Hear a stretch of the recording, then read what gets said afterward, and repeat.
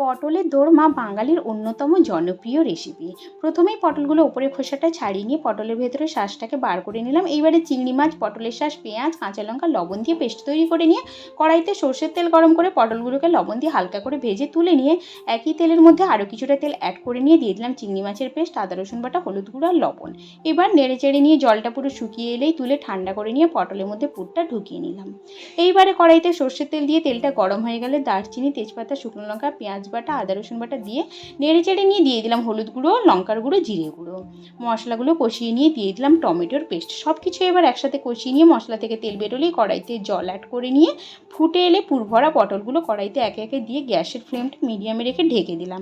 ঢাকা খুলে দিয়ে দিলাম পরিমাণ মতো লবণ আর অল্প চিনি দিয়ে আবারও মিডিয়াম ফ্লেমে কিছুক্ষণ ঢেকে দিলাম। এইবারে ঢাকা খুলে ওপর থেকে গরম মশলার গুঁড়ো আর সামান্য ঘি ছড়িয়ে নিলাম। ব্যাস তৈরি হয়ে গেল খুব সহজে দারুণ স্বাদে পটলের দোরমা। টাটা।